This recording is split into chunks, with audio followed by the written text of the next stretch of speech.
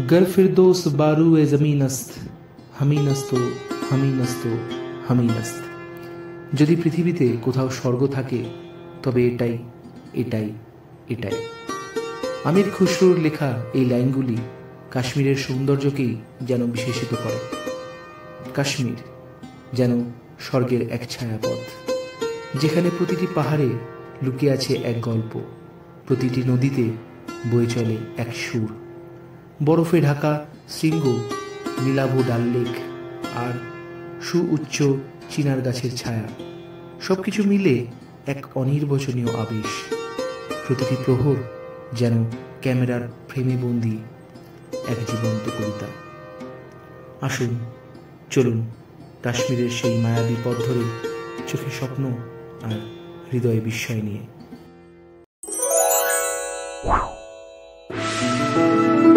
Welcome to travel India. Travel ইন্ডিয়ায় সবাইকে স্বাগত জানাই। আমি কাশ্মীরে এসেছি অনেক স্বপ্ন নিয়ে।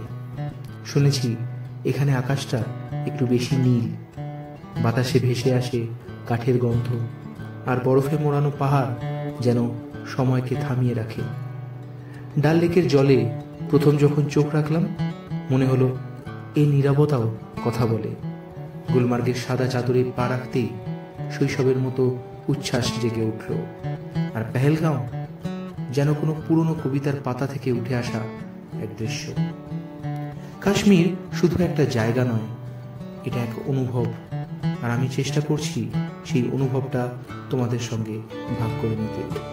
আমি কাশ্মীর গিয়েছিলাম 2024 সালের মার্চ মাসে, অর্থাৎ পেহেলগাঁওতে 2025 সালে ঘটে যাওয়া নারকীয় হত্যালীলার ঠিক আগের বছর। ওই ঘটনায় নিহত সকল ট্যুরিস্টদের পরিবারকে আমার ও আমাদের চ্যানেলের পক্ষ থেকে ব্যথিত হৃদয়ে সমবেদনা জানিয়ে আজকের ভিডিও শুরু করতে চাই। জম্মু তাওয়াই এক্সপ্রেসে করে সকাল 6টার সময় পৌঁছলাম জম্মু স্টেশন। সেখান থেকে আমাদের জন্য পাহাড়িয়া ট্যুরিজমের পক্ষ থেকে টেম্পো ট্রাভেলার বুক করে রাখা ছিল শ্রীনগর পর্যন্ত নিয়ে যাওয়ার জন্য। কিন্তু অন্য রাজ্য থেকে জম্মু ঢুকতেই যে সমস্যাটি হয়ে থাকে সেটি আমাদের সাথেও ঘটল। অন্য রাজ্যের প্রিপেড সিম কার্ড এখানে অকেজো, তাই স্টেশনে পৌঁছেই ছুটলাম এই রাজ্যে সিম কার্ড সংগ্রহ করতে। স্টেশনের বাইরেই বহু দোকান থেকে দোকানিরা আপনাকে উদ্দেশ্য করে হাতছানি দেবে তাদের কাছ থেকে সিম কার্ড সংগ্রহ করার জন্য। আপনার পছন্দ মতো সিম কার্ড তাদের কাছ থেকে আপনার আধার নম্বরের বিনিময়ে খুব সহজেই আপনি পেয়ে যাবেন। ট্যারিফ প্রায় সব সার্ভিস প্রোভাইডারের একই, তবে খেয়াল রাখবেন আপনার আধারটিতে যেন বায়োমেট্রিক লক করা না থাকে, তাতে সিম কার্ড আপনার নামে রেজিস্টার করতে সমস্যা হতে পারে। চটপট সিম কার্ড বদলে নিয়ে এবং প্ল্যাটফর্মের ওয়াশরুমে একটু ফ্রেশ হয়ে নিয়ে চললাম আমাদের বাহনের স্ট্যান্ডের দিকে। সেখানে লাগেজপত্র ট্রাভেলারের ডিকিতে চালান করে পছন্দ মতো সিটে বসে পড়লাম। আর এই হচ্ছে আমাদের গাড়ি। এই ট্রাভেলারে করে আমরা শ্রীনগরের উদ্দেশ্যে যাত্রা শুরু করব। আজ আমার এই ভিডিওতে দর্শক বন্ধুদের জন্য থাকছে কাশ্মীর নিয়ে একাধিক অজানা গল্প, যা আমার দাবি এর আগে তোমরা কোনো ভিডিওতে দেখোনি, আর সেটা ক্রমশ প্রকাশ্য। তাই জানতে হলে আমার সাথে থাকতে হবে শেষ পর্যন্ত। গাড়ি ছুটে চলল জাতীয় মহাসড়ক NH-44 ধরে শ্রীনগরের পথে। যাত্রাপথে আমাদের দুপুরের লাঞ্চ সারতে হবে রাস্তার ধারের কোনো এক ধাবাতে।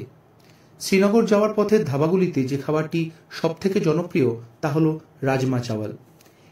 এর আগে রাজমা চাওয়াল খাওয়ার সুযোগ হয়নি কখনো, কিন্তু এদিন খিদে পেটে যেন অমৃতের স্বাদ পেলাম, আর বুঝলাম এটি কেন এখানকার এত জনপ্রিয় খাবার। শর্মা বৈষ্ণব ধাবা। রাজমা চাওয়াল এখানে সব জায়গায় ধাবাতেই পাওয়া যায়, কিন্তু এই ধাবার রান্নাটা হচ্ছে জাস্ট আলটিমেট। মানে খেয়ে অদ্ভুত, মানে নিরামিষ রান্না অসাধারণ ছিলাম। আপনারা এই লাইনে গেলে চেষ্টা করবেন এই ধাবাতে খেয়ে তারপর শ্রীনগর দিকে যাত্রা করা, দারুণ লাগবে। খাওয়া দাওয়া সেরে আবারও রওনা দিলাম আমাদের গন্তব্যের পথে। এই পথে পেরোতে হয় একাধিক টানেল, তার মধ্যে অন্যতম হল চেনানি নাসরি টানেল বা ডক্টর শ্যামাপ্রসাদ মুখার্জি টানেল। এটি জম্মু ও কাশ্মীরের উধমপুর ও রামবান জেলার মধ্যে অবস্থিত ভারতের দীর্ঘতম রোড টানেল, যার দৈর্ঘ্য 9.28 কিলোমিটার। 2017 সালের 2রা এপ্রিল ভারতের প্রধানমন্ত্রী শ্রী নরেন্দ্র মোদী এই টানেলটি উদ্বোধন করেন। এটি জম্মু শ্রীনগর রুটের প্রায় 30 কিলোমিটার পথ কমিয়ে দিয়েছে। এটি ভারতের প্রথম fully integrated tunnel control system প্রযুক্তি বিশিষ্ট টানেল, যা স্বয়ংক্রিয় বায়ু পরিশোধন ও আগুন শনাক্তকরণ করতে সক্ষম। এরপর যে উল্লেখযোগ্য টানেলটি পেরোতে হয় সেটি হল বানিহাল কাজিগুন্ড টানেল, যেটি প্রায় 8.5 কিলোমিটার দীর্ঘ। বানিহাল ও কাজিগুন্ডের মধ্যে অবস্থিত এই টানেলটি পুরনো জওহর টানেলের বিকল্প হিসেবে নির্মিত। এটি যাত্রীদের বরফ ও তুষারপাত জনিত ঝুঁকি অনেকাংশে কমিয়েছে এবং জম্মু থেকে শ্রীনগর পৌঁছানোর সময় প্রায় 2 ঘন্টা সাশ্রয় করে। এই টানেল পেরোনোর পরই যাত্রাপথে যত এগোতে থাকলাম, ভূস্বর্গ তার রূপ ধীরে ধীরে আমাদের সামনে মিলে ধরতে শুরু করল। ছবির মতো সুন্দর দৃশ্য, উজ্জ্বল সবুজ চাদরে মোড়া উপত্যকা এবং পাইন, ওক, দেবদারু, চিনার, পপলার, আখরোট প্রভৃতি গাছের অপরূপ শোভা মনকে তখন এতটাই উৎফুল্ল ও চঞ্চল করে তুলেছিল যে মধ্যাহ্নভোজের আগে পর্যন্ত যে মানুষটা ঘুমে ঢুলছিলাম, এখন এক মুহূর্তের জন্য জানলার দিক থেকে চোখ সরাতে পারছিলাম না। সময়টা মার্চ মাসের শেষ, ভরপুর বসন্তকাল। হিমালয়ের পার্বত্য প্রকৃতিতেও তখন লেগেছে বসন্তের ছোঁয়া। উপত্যকার পাহাড়ি এইসব গাছগুলোতেও ধরেছে রং বেরঙের ফুলের বাহার।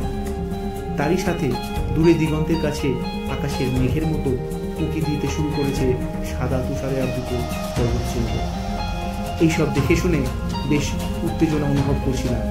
মূলত বানিহাল কাজিগুন্ড টানেল পেরিয়ে এলেই কাশ্মীরের অপূর্ব প্রাকৃতিক শোভা চোখে পড়তে শুরু করে। তাই কাজিগুন্ডকে বলা হয় কাশ্মীরের প্রবেশদ্বার বা গেটওয়ে অফ কাশ্মীর।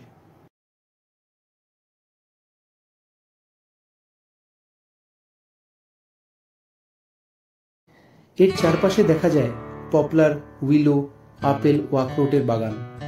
এরই ফাঁকে মাঝে মধ্যেই রাস্তার দুধারেই চোখে পড়ল একাধিক ক্রিকেট ব্যাটের ফ্যাক্টরি। এই অঞ্চলে জন্মানো উইলো গাছের কাঠ দিয়েই এই ফ্যাক্টরিগুলিতে তৈরি হয় ক্রিকেটের ব্যাট। এই ব্যাটগুলি ইংলিশ উইলো ব্যাটের তুলনায় অপেক্ষাকৃত শক্ত ও ভারী এবং দামেও অনেকটাই কম। এই ব্যাটগুলো সাধারণত পাওয়ার হিটিংয়ের জন্য বেশি ব্যবহৃত হয় এবং বেশ টেকসইও। কিন্তু এতে ইংলিশ উইলোর মতো ফাইন গ্রেন থাকে না। কাশ্মীরের ব্যাট প্রথমবারের মতো 2021 সালের টি-20 বিশ্বকাপে ব্যবহৃত হয়েছিল। এরপর 2022 সালের টি-20 বিশ্বকাপ এবং সম্প্রতি ওডিআই বিশ্বকাপেও আফগানিস্তান, বাংলাদেশ ও শ্রীলঙ্কার 17 জন ক্রিকেটার কাশ্মীরি ব্যাট ব্যবহার করেছেন। এই চারিদিকের প্রাকৃতিক শোভা দেখতে দেখতে এতটাই ভাববিহ্বল হয়ে পড়েছিলাম যে সময় কখন দুপুর গড়িয়ে বিকেল হয়ে গিয়েছে টেরও পাইনি। শ্রীনগর পৌঁছতেই ডাল লেকের সুবিস্তৃত জলরাশি শ্রীনগরে আমাদের স্বাগত জানালো। তখন ঘড়ি বলছে 6:30। পরন্ত বিকেলের সূর্য তখন দিগন্তের কাছে ডাল লেকের ওপারে দৃশ্যমান মেঘরাশির পিছনে আশ্রয় নিয়েছে। সেই বিকেলের সূর্যের স্বর্ণালী আলোয় ডাল লেকের অপূর্ব দৃশ্য দেখে তখন আপ্লুত হয়ে পড়েছি। শ্রীনগরের প্রাণকেন্দ্র হলো এই ডাল লেক, আর তার উল্টো দিকেই একাধিক প্রাসাদোপম হোটেলের সমাহার। লেকের সংলগ্ন রাস্তা ধরে চলেছি আমাদের হোটেলের পথে। তবে আমাদের হোটেলটি ছিল ডাল লেক থেকে একটু দূরে। আসলে টিউলিপ সিজনে শ্রীনগরের ডাল লেকের ধারে হোটেল পাওয়া বেশ দুষ্কর, তাই অগত্যা আমাদের একটু দূরেই থাকতে হয়েছিল। প্রথমে একটু নিরাশ হলেও একেবারে যে লোকসান হয়নি সেটা বুঝলাম পরদিন ভোরবেলায়। সেই দিন হোটেলে পৌঁছতেই প্রায় বিকেল গড়িয়ে সন্ধে, আর এইটি ছিল শ্রীনগরে আমাদের আপাতত 3 দিনের ঠিকানা। পরদিন সকালে 6:30 পাহাড়িয়া ট্যুরিজমের তরফ থেকে চা দেওয়া হলো। সেই চায়ের পেয়ালায় চুমুক দিতে দিতে জানালার বাইরে চোখ মেলতেই হোটেলের চারিদিকের দৃশ্যটা মন ছুঁয়ে গেল। কাল সন্ধেবেলা যখন হোটেলে পা দিলাম তখন এই জিনিস চোখে পড়েনি, তাই ডাল লেকের ধারে না থাকতে পারার আফসোসটা কিছুটা হলেও লাঘব হলো বলে মনে হলো। আজ 26শে মার্চ 2024। সকলে রেডি হয়ে আমাদের বাহনে সওয়ার হয়ে বেরিয়ে পড়লাম। চলেছি সোনমার্গের উদ্দেশ্যে। শ্রীনগর থেকে সোনমার্গের দূরত্ব প্রায় 80 কিলোমিটার। যাওয়ার পথে মাঝে দেখে নেব ক্ষীর ভবানী মন্দির। ক্ষীর ভবানী মন্দির জম্মু ও কাশ্মীরের গান্ডেরবাল জেলার তুলামুল গ্রামে অবস্থিত একটি অত্যন্ত পবিত্র হিন্দু মন্দির। আমরা এখন ঢুকছি ক্ষীর ভবানী মন্দির দেখতে। ক্ষীর ভবানী মন্দির ঢোকার সময় একটা আইডি কার্ড দিয়ে প্রথমে এন্ট্রি করিয়ে নিতে হয়, তারপরে একটুখানি সঙ্গে ব্যাগ ট্যাগ থাকলে চেকিং হয়। তো চেষ্টা করবেন যাতে ছোট ব্যাগ থাকে, অথবা ব্যাগ না থাকলে তো আরও ভালো। একটা আইডি, কিছু আধার কার্ড বা প্যান কার্ড কিছু একটা সাথে রাখতে হবে। টোটাল গ্রুপের যে কোনো একটা আইডি দিলেই টোটাল গ্রুপটা এন্ট্রি হয়ে যায়। কত number of male, number of ফিমেলটা খালি জানাতে হয়, করে আপনারা চলে আসবেন। এই হচ্ছে ভেতর দিয়ে যাচ্ছি আমরা, এবার মেন মন্দিরের দিকে যাচ্ছি। এই মন্দিরের অধিষ্ঠাত্রী দেবী হলেন দেবী রাঘন্যা, যিনি দেবী দুর্গারই আরেক রূপ। ক্ষীর ভবানী নামটি এসেছে ক্ষীর বা পায়েস এবং ভবানী থেকে, যা দেবীর অপর নাম। এখানে দেবী ত্রিপুরা সুন্দরী নামেও পরিচিত। কাশ্মীরি হিন্দুদের কাছে তিনি কুলদেবী রূপে পূজিত হন। এই গেটে দিয়ে আমরা ঢুকছি। এখানে জুতো জমা রাখতে হবে, জুতো জমা রেখে তারপর যেতে হবে। ভবানী মন্দিরে আমরা ঢুকছি। আজকে যখন আমরা এসেছি এই মন্দিরে, আজকে অ্যাকচুয়ালি হোলির দিন। তো হ্যাপি হোলি আমার মাথায় দেখতেই পাচ্ছেন, আবির লাগানো রয়েছে। হোলির দিন আজকে আমরা এই পবিত্র জায়গায় এসেছি দর্শন করতে।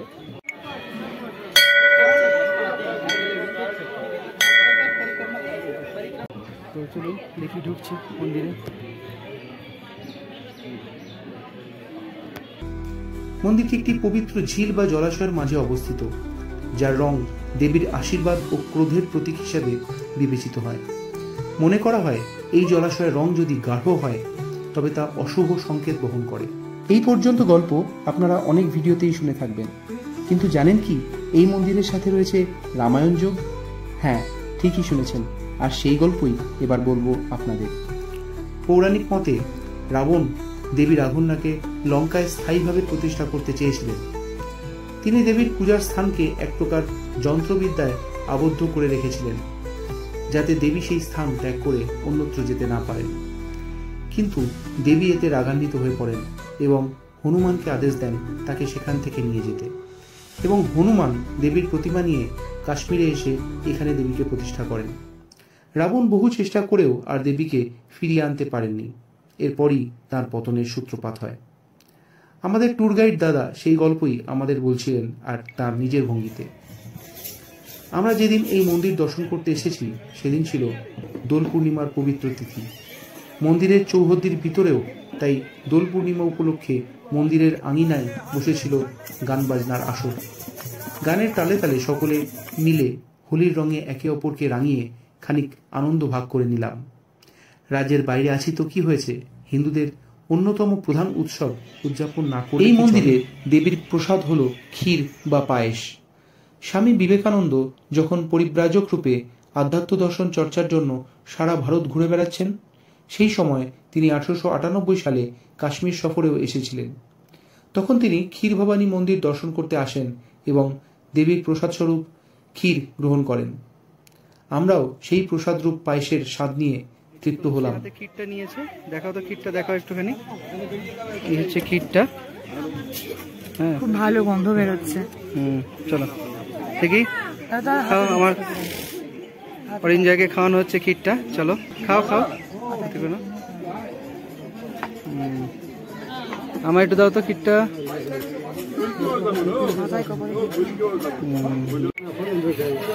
এই কাউন্টার থেকে ক্ষীর দেওয়া হয় বিনামূল্যে, এখানে ক্ষীর দেওয়া হয়। এটাই এখান থেকে ক্ষীর কালেক্ট করবেন, এইভাবে বাটিতে ক্ষীর দেওয়া হয়। এই ক্ষীর অবশ্যই খাবেন আপনারা। ক্ষীর ভবানী মন্দির দেখে এখন আমরা চলেছি সোনমার্গের পথে। শ্রীনগর থেকে সোনমার্গের পথ প্রায় 80 কিলোমিটার। যাওয়ার পথের অপূর্ব মনোমুগ্ধকর দৃশ্য দেখে তখন চোখ সরাতে পারছিলাম না। রাস্তার দুই পাশে সারি সারি পপলার গাছ, মাঝে মাঝে তুষার ঢাকা পাহাড়ের ঝলক। মনে হয় যেন কোন স্বপ্নরাজ্যে প্রবেশ করছি। পাহাড়ের প্রতি বাঁকে ভূস্বর্গ তখন রূপ বদলাচ্ছে।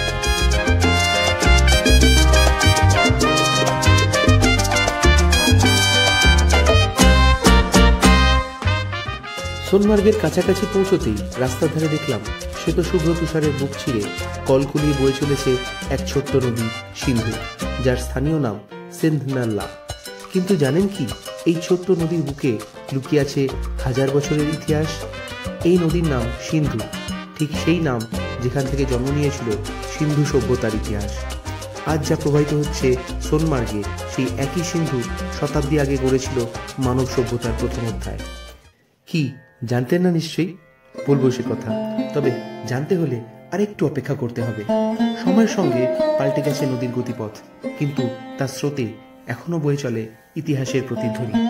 হিমালয়ের তুষার গলিয়ে এই নদী নেমে এসেছে যেন পাহাড়ের নিঃশ্বাস হয়ে। সোনমার্গের মাছই হিমবাহ থেকে এই নদীর উৎপত্তি। এটি জজিলা পাসের কাছাকাছি পাহাড় থেকে নেমে এসে সোনমার্গ পেরিয়ে গান্দেরবাল জেলা অতিক্রম করে ঝিলাম নদীতে গিয়ে মিশেছে, যা আবার চেনাব নদীর সাথে মিশে পাকিস্তানে প্রবেশ করে সিন্ধু নদীতেই গিয়ে যুক্ত হয়েছে। এর স্বচ্ছ নীল জল, ঠান্ডা হাওয়া আর নীরব স্রোত সব মিলিয়ে যেন এক অদ্ভুত প্রশান্তি ছড়িয়ে দেয় চারিপাশে।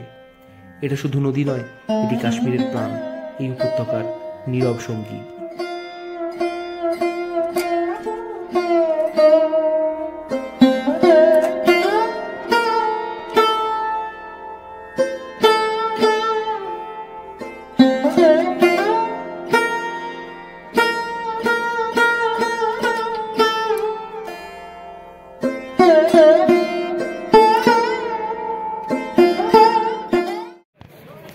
এখন আমরা সোনমার্গের ফেজ 2-তে এসে উঠেছি স্লেজ গাড়ি করে। একটু দেখিয়ে দিই ফেজ 2টা কিরকম দেখতে। দেখুন ফেজ 2 কি করে বুঝবেন যে ফেজ 2 পর্যন্ত আনা হয়েছে। এইটা হচ্ছে লোকেশন, এই যে একটা শেড মতো করে দেয়া আছে, এইটা থেকে বুঝবেন যে ফেজ 2-তে এসছে। এছাড়াও অনেকে অনেক গাল গল্প দেয়, এখানে প্রচুর সিন্ডিকেটের ব্যাপার আছে। কাজেই আপনারা বারবার বলছি, ভালো করে বার্গেনিং করে নিয়ে তারপর চাপবেন। যেমন আমাদেরকে বলেছিল স্লেজ গাড়ি ফেজ 1 পর্যন্ত নিয়ে যাবে 800 টাকা, আর ফেজ 2 পর্যন্ত নিয়ে যাবে 1200 টাকা। অনেকক্ষণ ধরে আমরা বলছিলাম যে ঠিক আছে আমরা যাবো না করে আমাদের পিছনে ঘেন করছিল। লাস্টলি আমরা যেটা করলাম, বলেছিলাম 400 টাকা। ওরা 500 পর্যন্ত নেমেছিল, লাস্টে 400 টাকাতেই রাজি হয়েছে। 400 টাকাতে আমাদের ফেজ 2 পর্যন্ত নিয়ে এসেছে। যেটা বলেছিল 1200 টাকা, সেটা আজকে আমাদের হোলি, কাজী তনুশ্রী আমার ছেলে দুজনেই রং নিয়ে চলে এসছে, হোলি খেলবে বরফের সাথে। হ্যাঁ, তো এখন হোলি সেলিব্রেশন হচ্ছে আমাদের। আমি একটু মাখিয়ে দিই, আমার একটু দাও, একটু মাখিয়ে, একটু মাখাই। আমার সোয়েটারটা দেখো। Happy Holi, Holi happy Holi. চলো সোনমার্গ, সোনমার্গের ভিউ অসাধারণ, হেভেনলি ভিউ। কি আর বলবো, কিছু বলার নেই। এই জায়গায় এসে কিছু বলতে আর ইচ্ছা করছে না, শুধু মনে হচ্ছে জাস্ট প্রাণ ভরে বরফের সাথে খেলি, উপভোগ করি, আর আর কিছু না। আর যেন মনে হচ্ছে জীবন কোথায় সব ভুলে গেছি। হ্যাঁ, যে কাজ আছে, হ্যাঁ দৈনন্দিন জীবন আছে, সব ভুলে গেছি। আর যা জার্নি করে এলাম এখন মনে হচ্ছে তুচ্ছ। এই ভিউ, এই আনন্দের কাছে সামান্য। আপনাদের অবশ্যই বলবো, কাশ্মীর যখন আসবেন অবশ্যই মেন একটা পয়েন্ট সোনমার্গ অবশ্যই আসবেন। কষ্ট হলেও আসবেন, কিন্তু আসার পরে আপনাদের কিন্তু কষ্ট উসুল হয়ে যাবে। এখানে এসে চাইলে হেঁটে উঠতে পারেন এই জায়গা দিয়ে, ওই জায়গা পর্যন্ত, ওই ওপর পর্যন্ত ওঠা যায়, হেঁটে হেঁটে ওঠা যায়, অথবা তা নাহলে স্লেজ গাড়ি আছে। আর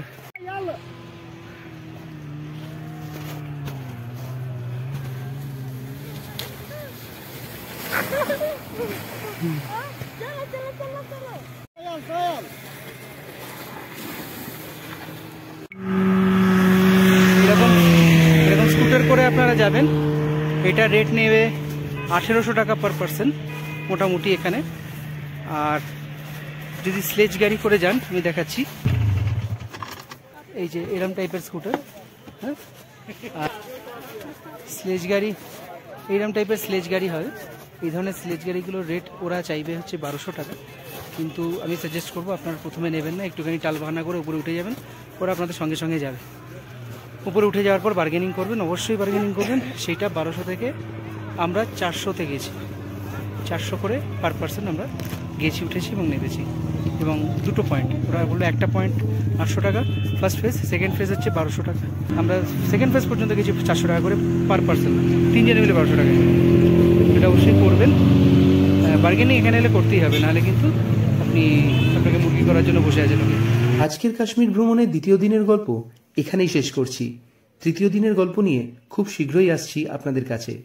আপনারা সকলেই সুস্থ থাকবেন আর হ্যাঁ, আমার চ্যানেলটা সাবস্ক্রাইব করতে ভুলবেন না কিন্তু।